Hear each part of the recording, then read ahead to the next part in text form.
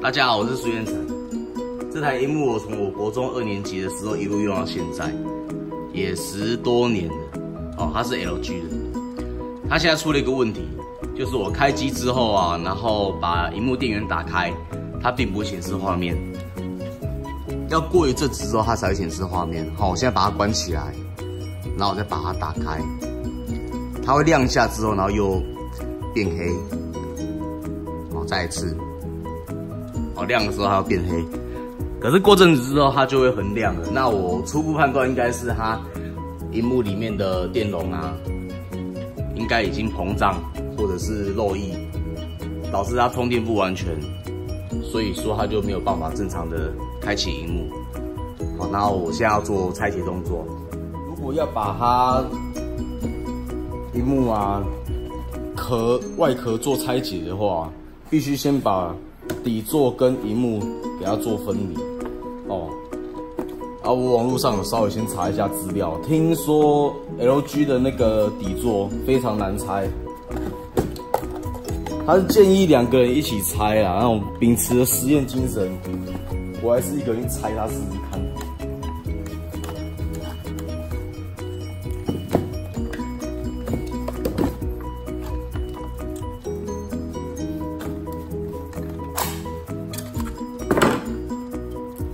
然后再来是里面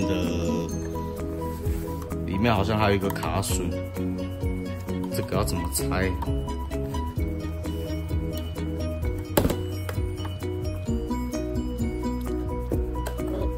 又遇到瓶颈。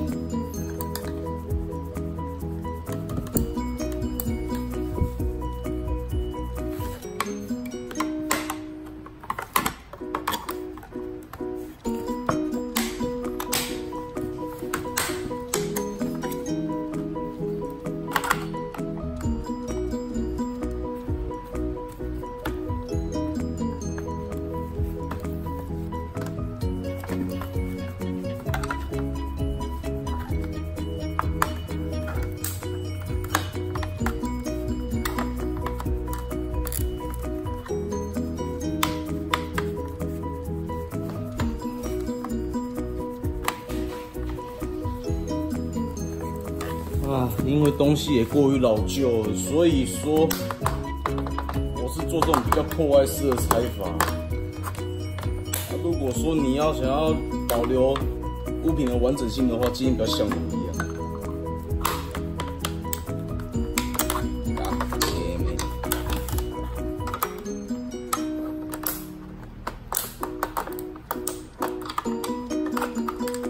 Push。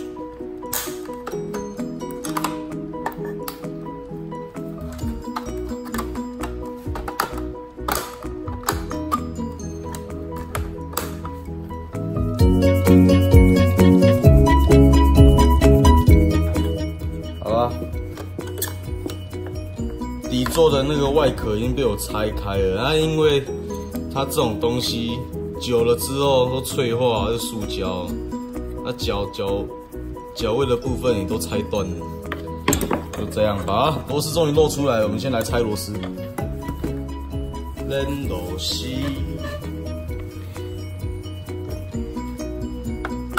这4颗，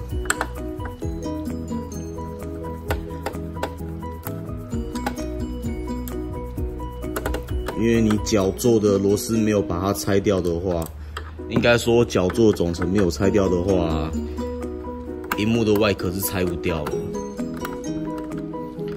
就像我们一开始看到的一样，它上下左右完全没有螺丝。结果是藏在这个脚架里面，反正这之后组回去的时候，顶多少一个外盖而已。OK， 下一步，诚如刚刚所说的，这个萤幕啊，因为它太久，然后旁边的那个塑胶都脆化，再加上 LG 的萤幕又是出了名的难拆，这拆完应该不死也半条命了。我们来充分的使用杠杆原理，把萤幕跟主体给分开。哦，这边已经有一个缝出来了，它这边已经原本有一个预留孔啊，让你方便做拆卸。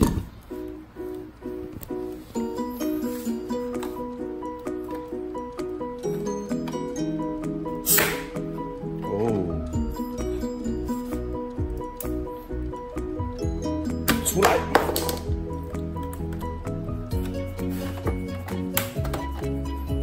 好了，分离了。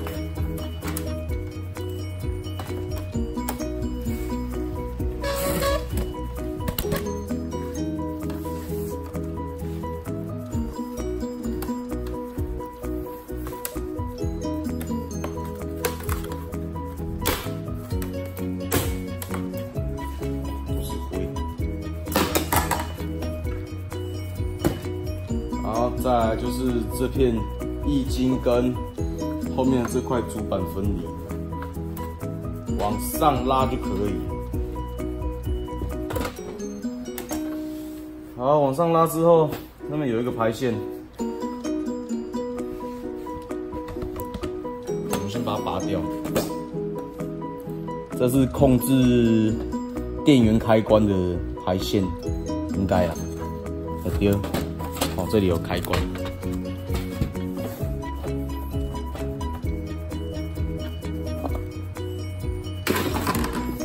好了，主角到了。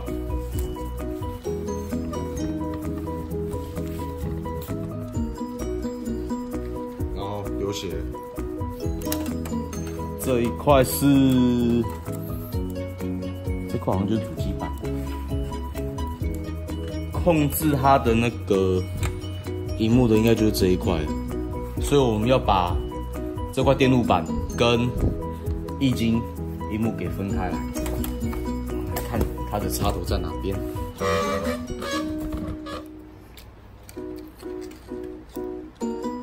工欲善其事，必先利其器。啊！我操！戏嘛挂掉了，好了，分开了。这个排线应该就是讯号线这一条。哦，怎么都弄那么一半？猜这边就好了。Damn it！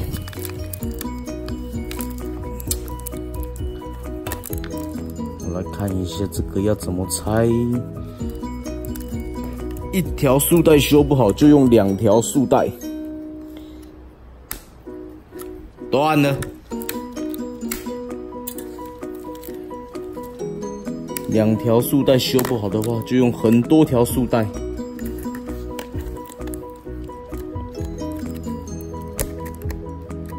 干它这种东西应该是很单纯往外推就可以了啊。哦。出来啦！出来要给钱。哎，这又是什么东西？我粘胶嘞！啊！好啦，来啊！主角出现啦！一定有个叛逆的电容在里面。我们现在找是哪一颗？先把螺丝也卸下来。啊，液晶萤幕可以去旁边的。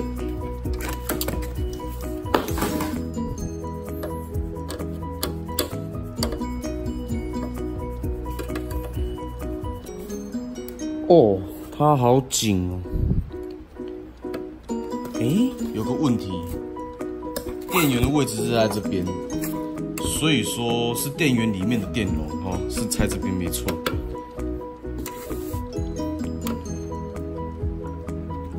我可不想白拆呀。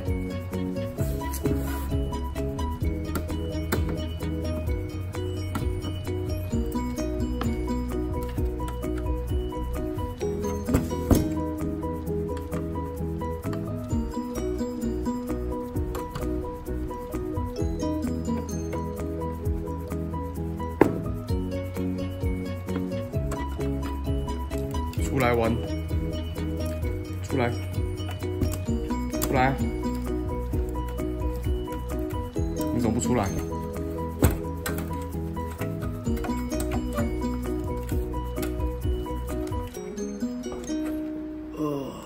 好，这里又有排线。好，那我们现在很明显可以看到，是这一颗最大颗的电容，它膨胀了，哦，水平的角度。看左边这一颗是平的，右边这一颗它已经往上膨，它膨胀了，所以要把这颗给换掉。所以我们要先把这颗给拆下来，然后去寻找它的替代品。哦，所以是这两个，我们必须先把它给解焊，并且把它拆下来。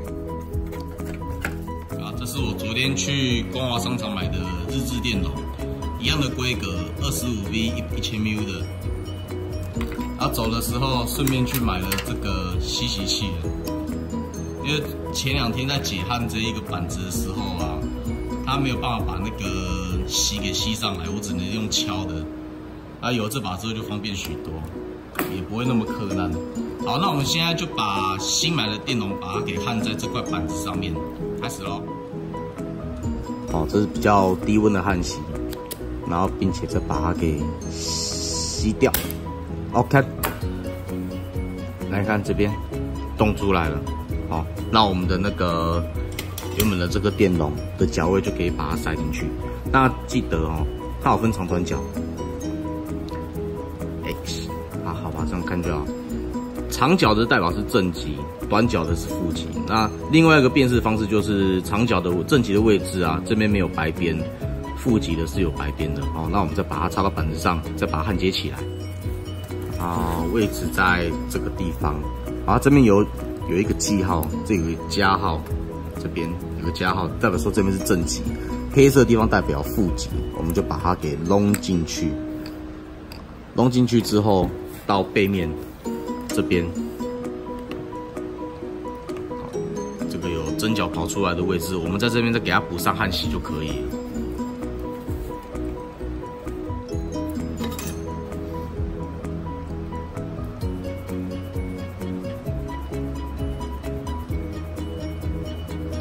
焊好焊满。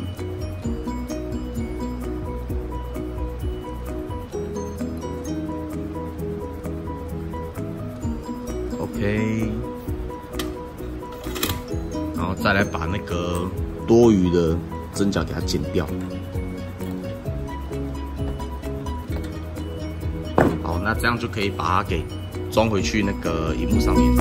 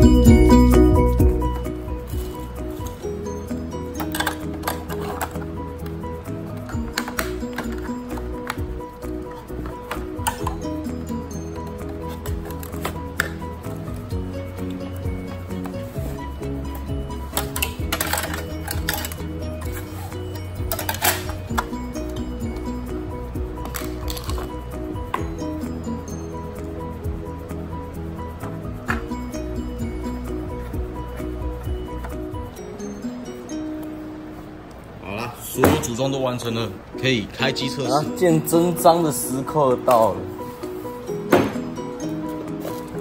先借2条电源线来用。